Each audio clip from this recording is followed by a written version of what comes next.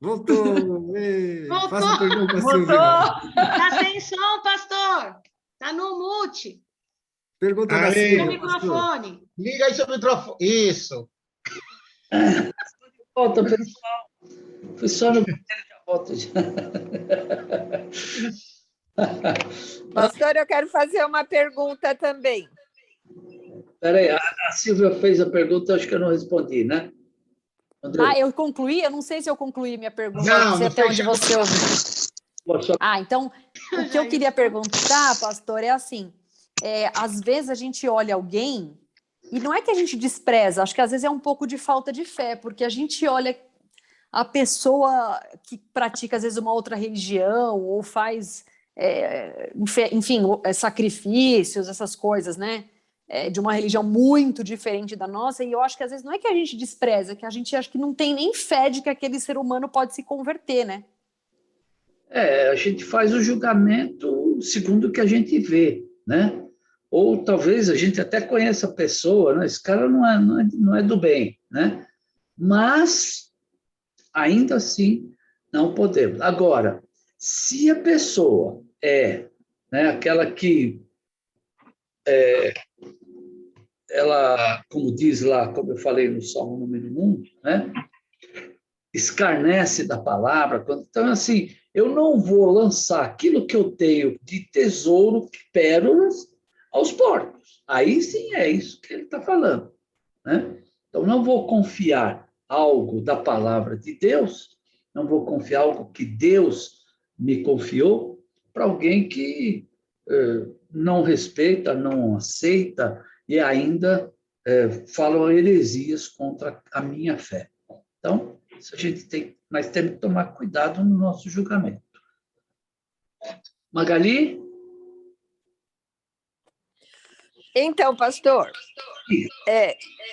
eu posso entender que aquela situação que a gente passou com aquele padre lá, lembra? Lembro. Aquilo é jogar pérola aos porcos? Não, veja bem. Vamos explicar para eles aqui, né? Nós estávamos um dia voltando de Mogi Mirim, eu, a Magali e o pastor Luiz Carlos, e nós paramos no posto ali no Graal para tomar um lanche lá. E o pastor Luiz sempre carrega aqueles folhetos de evangelização com ele. E tinha lá ele era um frei, eu não sei de que ordem que ele era, ele estava com aquela batina preta, um crucifixo, uma corrente pendurada na cintura, né? Uma corrente mesmo, não era um enfeite douradinho, não, uma corrente de elos grande. E o pastor Luiz foi levar um folheto para ele. E ele foi extremamente estúpido com o pastor Luiz. Né? Como é que ele falou, Magali? Você lembra? Eu não lembro o que ele falou para ele. Ele falou que nós evangélicos, crentes, protestantes, não tínhamos o direito de pregar, de falar da palavra de Deus, só os católicos. Lembra? Assim, então, o pastor Luiz lançou a semente. Agora, certamente, se encontrarmos com ele, não lançaremos pérolas, né? Porque ele realmente nos colocou como nós não tivéssemos o direito de pregar a palavra, como se eles fossem santos e nós os hereges da vida. Então, isso certamente, né, se encontrarmos com ele de novo, não lançaremos pérolas aos porcos. Então, é um caso aí bem típico e dá para ficar bem claro para a gente, todos nós, né? Amém? Pastor? Diga. E tem Tito 3:10, 11, acho que o pastor já falou uma vez isso. Ao homem herege, depois de uma e outra admoestação, evita-o, sabendo que esse tal está pervertido e peca, estando já em si mesmo condenado. Isso aí, é exatamente isso aí. Esse é o caso nosso aí, né? Então, não devemos realmente perder. Agora, não devemos desprezar. Eu fiz questão de colocar aqui, por quê? Porque a gente corre um grande erro de desprezar alguém que precisa da palavra por um julgamento, por uma atitude, por uma palavra. Nós precisamos ter certeza que a pessoa realmente é, né, vou chamar aqui de um cão ou de um porco, né, que são aqueles que rejeitam a palavra de Deus. Versículo de 7 a 12. Pastor, eu tenho uma pergunta rapidinho, assim, a respeito do julgamento, né? O julgamento e a exortação são coisas muito... A partir do momento que uma pessoa vem te exortar, que isso é um dom, né? E a pessoa que está buscando se corrigir, né? E o senhor falou assim, é muito bom que a gente tenha alguém que nos ame de verdade e nos exorte, fala, olha, esse caminho não é bom.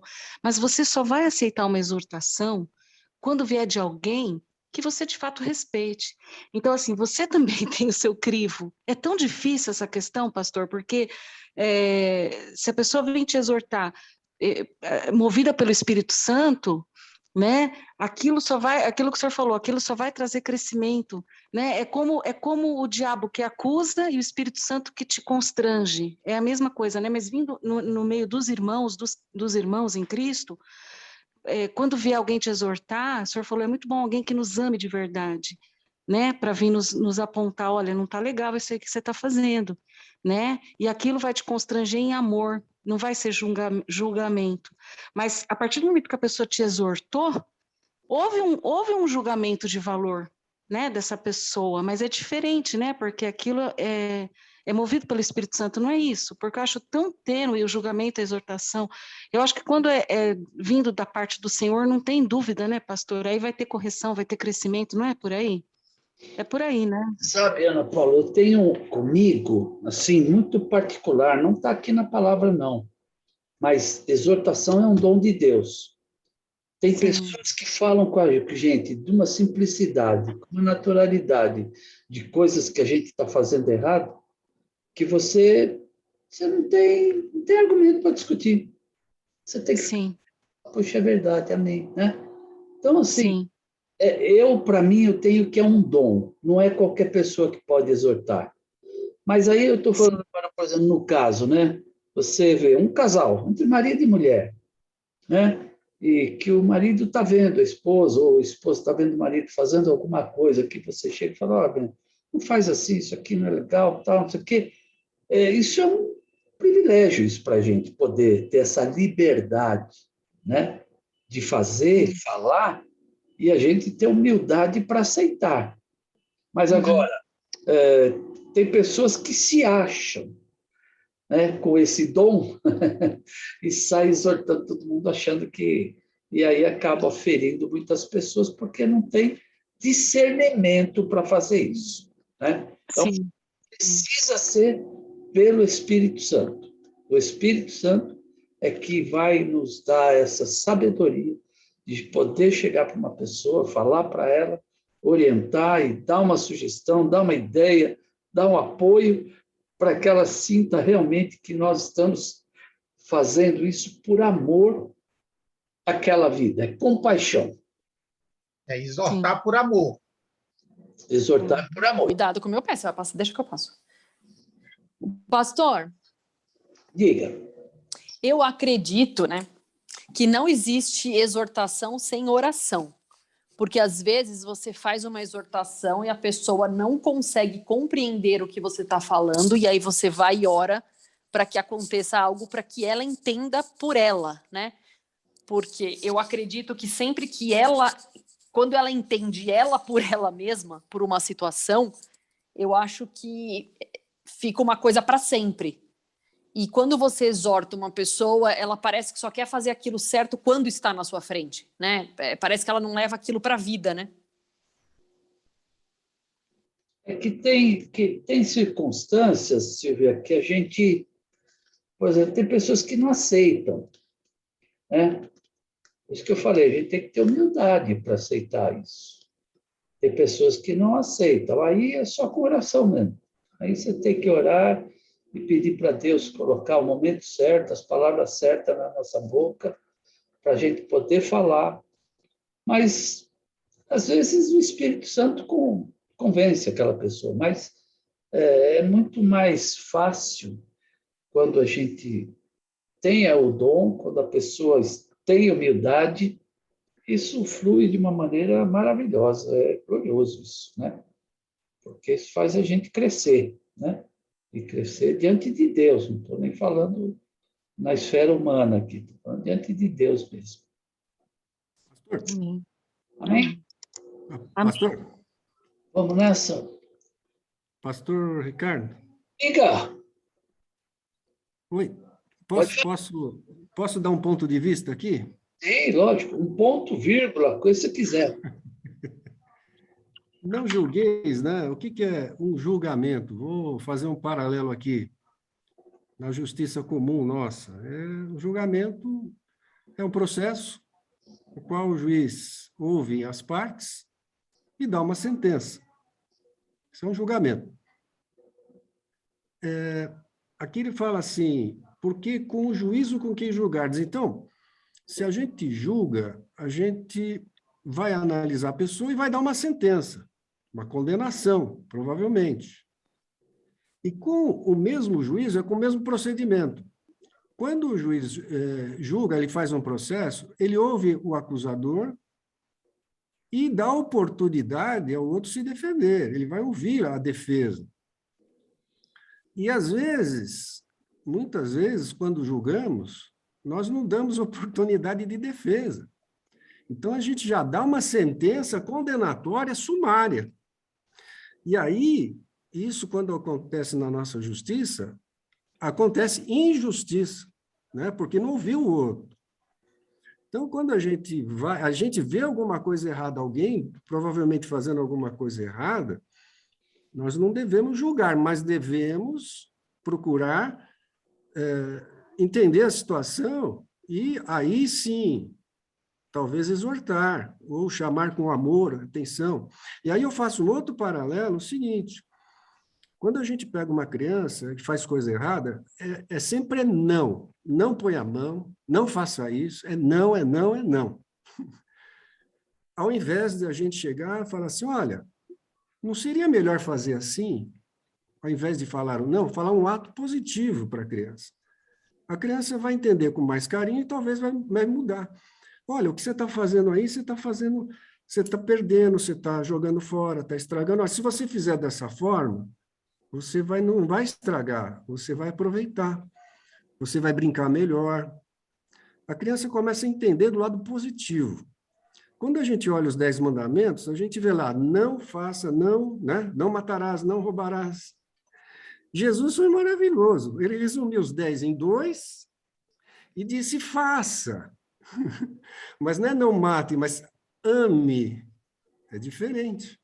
Amarás a teu Deus com toda a tua força. Então, se você amar a Deus com toda a tua força, você não vai idolatrar, você vai guardar o dia do Senhor, não vai tomar o nome do teu Deus em vão. Se você amar ao próximo como assim mesmo, você não vai matar, você não vai roubar, não vai furtar. Então, essa exortação do lado positivo, que é o X da questão, né? E é um ensinamento que o Senhor nos deu. Amém. Ai, só pegando esse gancho, eu não posso deixar de falar, porque é um testemunho até do Renato na educação dos nossos filhos, né? Você falou dessa questão de exortar em amor, e quando eles eram muito pequenininhos, eu lembro que em um determinado momento eu falei acho que foi para o Lucas, você é desobediente, né? Eu fui usar esse termo, né? Os meus pais não eram cristãos, tal, enfim. E aí o Renato falou para mim, sabiamente, nós éramos muito jovens, o Renato falou, nunca use esse termo você é. Ele pode estar fazendo o que for, fala você está sendo. Aquilo entrou no meu coração, porque assim, a palavra, porque quando você fala você é para uma criança, você julgou, você rotulou, você sentenciou. Então, eles podiam estar me deixando doida, podia estar até na adolescência, me deixando, né, sem dormir. Eu falo, você está sendo, né, injusto, você não está sendo. Então, aquilo olha, a palavra é uma coisa, ainda mais na boca de uma mãe, né, de um pai. E aquilo entrou no meu coração de uma forma, como você falou de exortar em amor, é muito sério isso, porque infelizmente não foi legal comigo em relação aos meus pais, em relação a isso foi muito pesado. Minha mãe pecou muito nesse aspecto, né? Rotulando, você é isso, é muito pesado, né? Partindo de uma mãe para um filho ou de um pai para um filho. Então eu sempre colocava nessa forma, você está sendo, porque era uma coisa pontual. Então isso é exortar em amor. E isso partiu do Renato, né? Assim, a gente era muito novo e aquilo entrou no meu coração e eu sempre coloquei em prática. E faz toda a diferença. Faz toda a diferença, porque para você tirar as palavras que você ouve ao longo de uma vida, sentenciadas na sua mente, você é isso, ou você não vai ser nada, ou você é aquilo, porque às vezes as pessoas falam no momento de mágoa, dentro do contexto dele lá de adulto, né, que não tem sabedoria com as palavras, é muito complicado, é muito triste, né, que aí você tem que buscar uma cura ao longo da sua vida, e é Jesus que vai te curando aí nesse processo. E graças ao bom Deus, eu apliquei isso com os meus filhos, né, a gente não acerta em tudo, mas numas coisinhas a gente vai acertando, né? Então, mas aí eu só queria compartilhar rapidinho isso, tá bom? Amém. Eu vejo, o Everton falou uma coisa que me chamou a atenção, que é assim, o juiz, ele tem que dar uma sentença. É. Pode falar, olha, eu não sei direito, vocês vão embora aí, depois a gente resolve. Ele não pode fazer isso, ele tem que dar uma sentença. Ou certa ou errada, ele tem que dar. Então, aqui Jesus está falando assim, não seja juiz, você não tem que dar sentença. Por isso que nós temos que ter amor pelas vidas, então se tem que falar, eu estou dando um conselho, dando um apoio, alguma coisa, mas eu não posso ser juiz daquela pessoa, né? Porque aí eu estou dando uma sentença, já estou dizendo, ó, você não dá jeito, você não presta, ou então, puxa vida, ó, você é bonzinho. Não, nós temos que olhar, analisar, e com compaixão, como foi dito lá, você chama teu irmão, fala com ele, se não aceitar, chama mais 2 testemunhas, se não aceitar, bota na igreja e fala, ó, esse cara aqui não vai mesmo, bota ele para correr. E é isso aí que tem, é o que diz a palavra, nós estamos seguindo a palavra, não é o nosso entendimento, é a palavra de Deus. Muito bom, né? Estamos aí entendendo aí, vamos lá. Vou falar aqui do movimento. A Bíblia aqui, no versículo 7 a 12, ela vai falar de orar e agir. A gente pensa que orar, às vezes, é ficar lá orando, esperando para ver o que vai acontecer. Mas a gente sabe que não é isso, né? Ô, louco, onde eu fui parar? Então, nós temos que entender que oração é ação, é movimento. Nós temos que estar preparados para isso, né? Nós temos que estar atentos. Então, o Senhor, ele está falando para a gente que nós temos que ter essa atitude de oração. Essa atitude aqui do versículo 7, ele diz assim, pedi e dar-se-vos-á. Mas não podemos parar aqui. Ele diz também, mas vai atrás, vai buscar que você vai achar. Então, aqui tem a oração e a ação. E nós não podemos ficar parados, esperando, achar que... Não, porque em tudo na palavra de Deus tem a nossa parte e a parte de Deus. A parte de Deus ele já fez. Então, ele diz aqui, bata que a porta vai se abrir. Mas quem tem que bater? Sou eu. Então, pedir, buscar e bater, compete abrir. Então, receber, achar e abrir, pertence a Deus. Ele vai me dar, eu vou receber.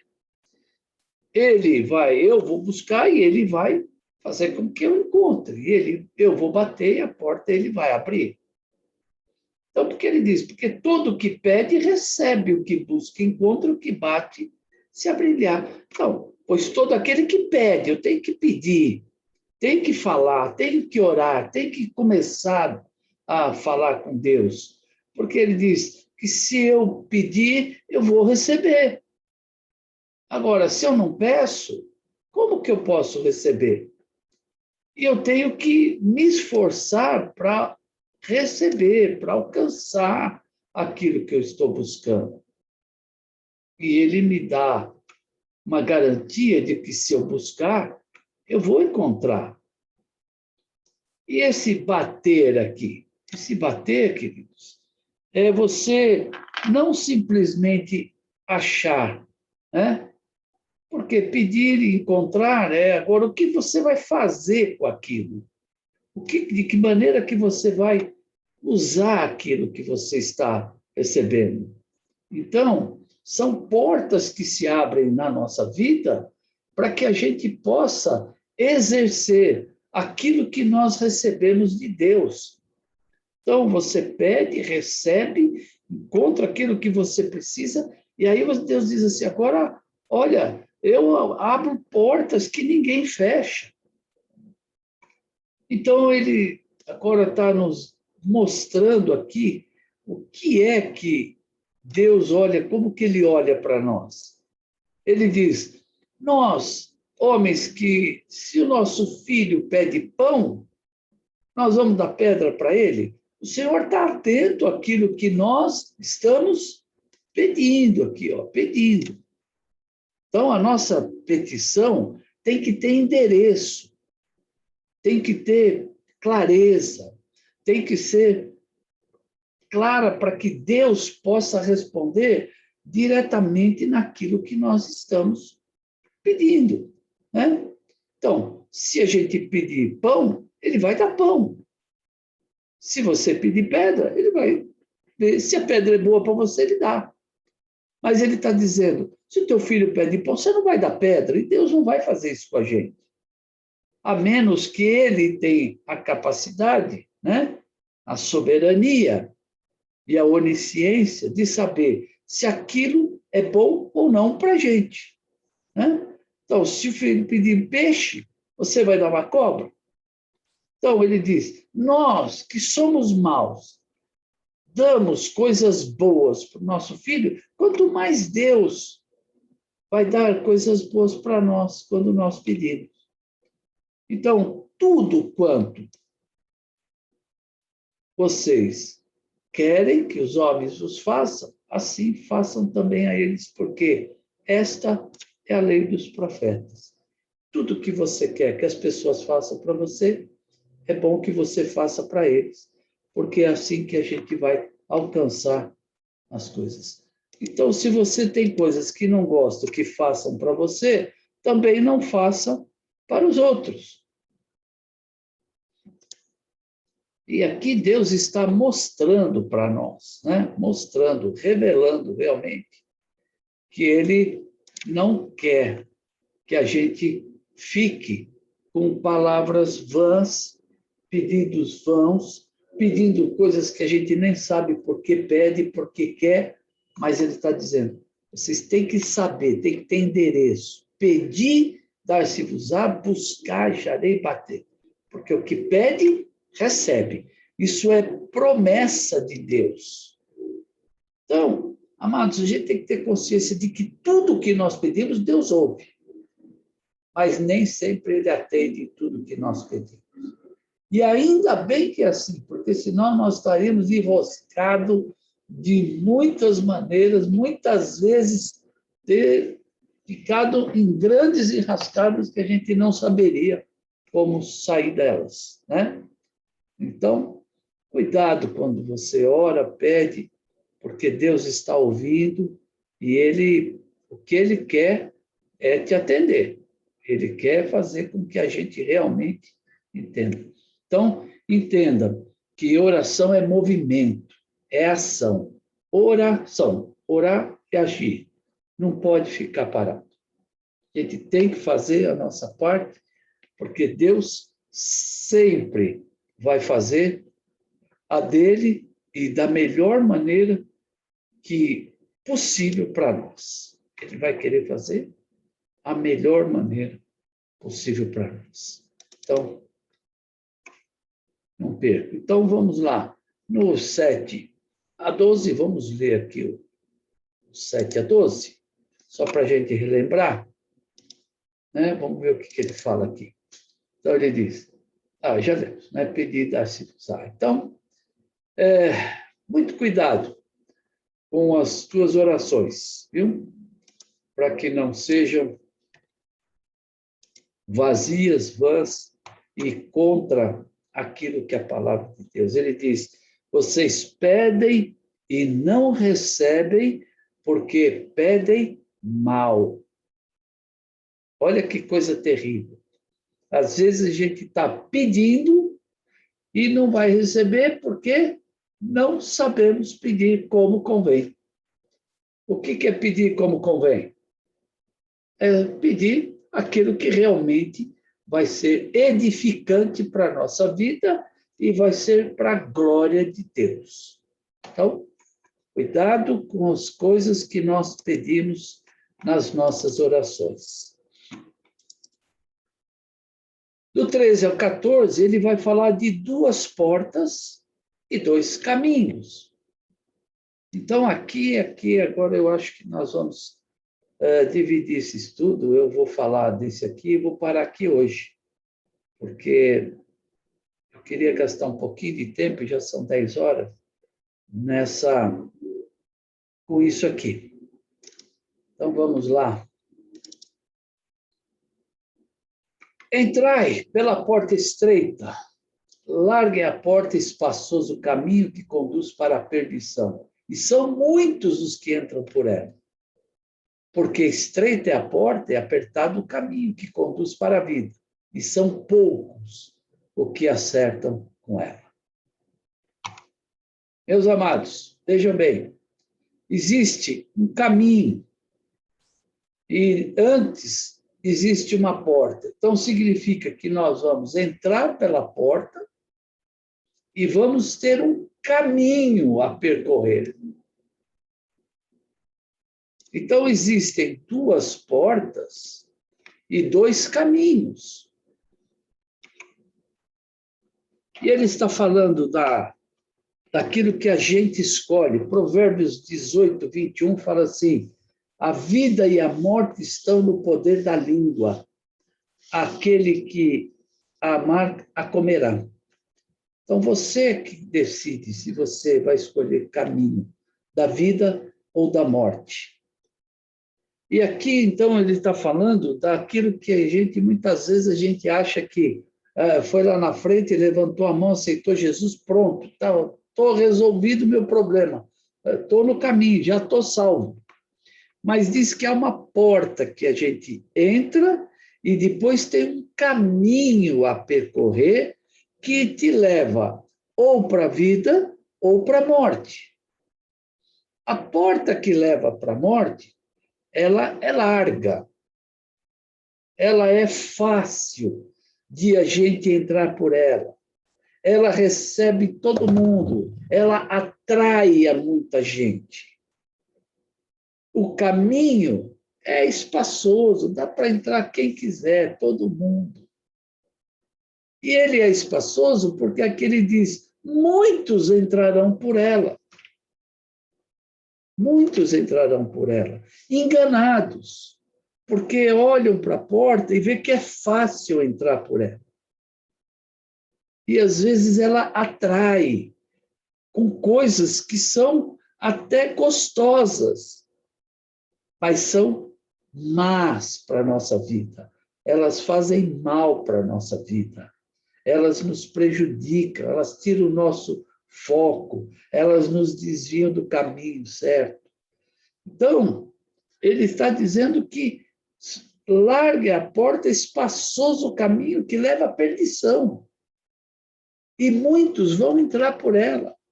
São atraídos por essas coisas. E o mundo oferece muitos atrativos para que entrem por esta porta. Então, o inimigo sabe exatamente, ele é um marqueteiro de primeira. Ele faz marketing o dia inteiro, anunciando as boas coisas do inferno, né? E as pessoas se iludem, achando que aquilo é bom. Então, muitos falam, não, ainda é cedo, eu quero aproveitar a vida. O que ele está dizendo? Eu vou andar aqui pelo caminho espaçoso, porque aqui eu posso curtir, posso fazer um monte de coisa, o que eu quero, aqui eu tenho liberdade. mas na verdade não sabem que o fim desse caminho é a morte. E Jesus está falando que tem uma outra opção, que é uma porta estreita, que não dá para passar carregando muitas coisas, não. As coisas que passam na porta do lado não passam nessa. Aqui vai enroscar, vai prender, não vai passar na porta. Aqui não vai passar. E depois, se passar, ainda tem um caminho a percorrer que diz que é apertado. Por quê? Porque ele vai afunilando. Quanto mais você caminha, mais apertado ele vai ficando. E você vai ter que ir deixando a bagagem para trás. Não dá para entrar. Lá tem uma música lá que o Zé Paraná cantava, diz assim, no céu não entra bagagem. Então, meus amados, essa decisão que nós temos que tomar, escolher qual porta que nós vamos entrar, é um caminho praticamente para a gente, teria que ser o caminho da salvação sem volta. Os dois caminhos permitem que você desista. Tanto o caminho que é largo, espaçoso, quanto o que é apertado, estreito. Agora, nós temos que decidir qual nós queremos. Não dá para ficar uma hora, eu vou passear lá na porta larga. Aí agora eu volto, agora eu quero ficar aqui na estreitinha, aqui eu me dou bem, eu sinto uma paz. Aí eu vou lá, porque aí eu quero curtir. Não dá para fazer isso. Não dá. O caminho é único para um dos lados. Você entrou naquele caminho, vai até o fim. E só tem um jeito, é Jesus te tirar do caminho espaçoso e te trazer para o caminho apertado. Ele é apertado por causa disso, porque ele vai tirando de nós o peso, sobrecarga que vai fazer diferença lá na frente, porque lá, quando estreitar, eu vou estar pronto para passar. Então, não posso entrar por esse caminho achando que lá eu vou poder depois, se eu não gostar, eu volto aqui.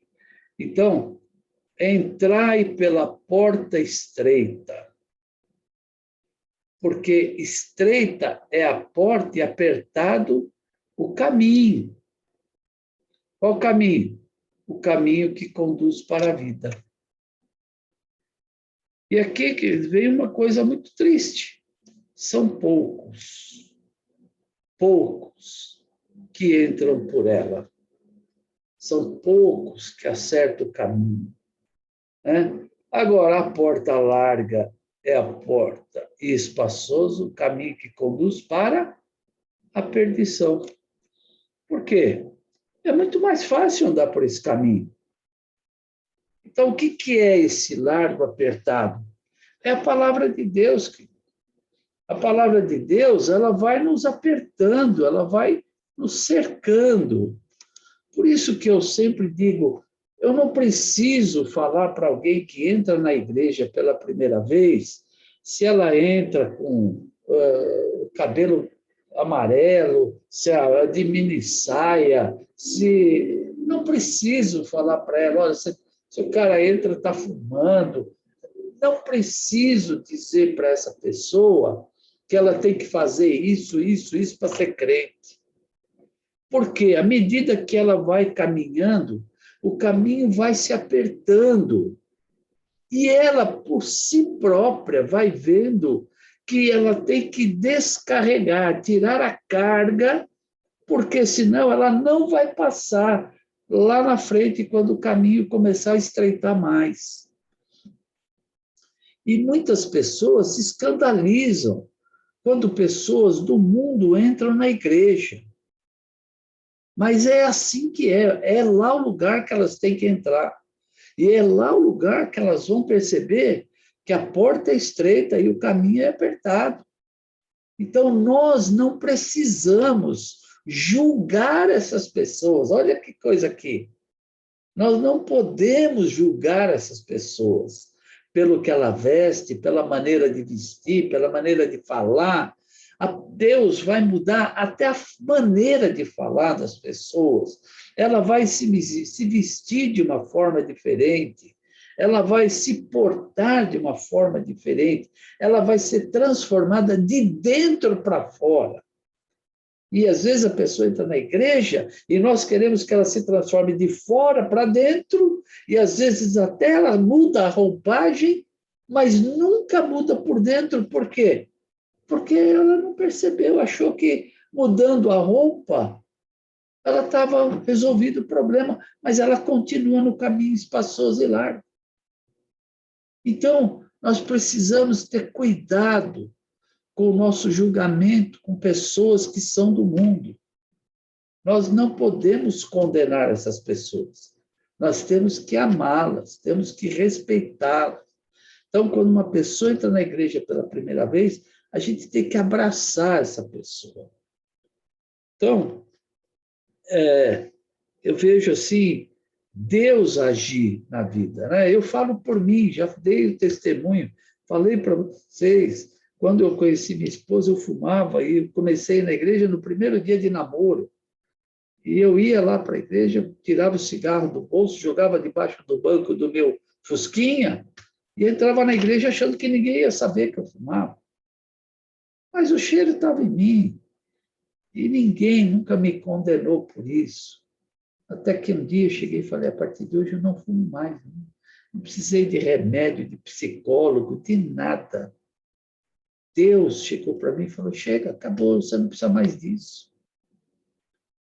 Então, amados, essa palavra é tremenda. Isso aqui é algo muito sério na nossa vida. Muito sério. Entra pela porta estreita. Nós temos que ser aqueles que conduzem as pessoas para esta porta estreita. E não enganá-las nunca. Para dizer que a porta é larguinha, vem, não tem problema, fica tranquilo, você vai ver que... Não, nós temos que ser realmente verdadeiros e dizer para as pessoas, olha, a porta é estreita, mas Jesus vai com você. Ele vai na frente e vai abrindo o caminho, você vai passar.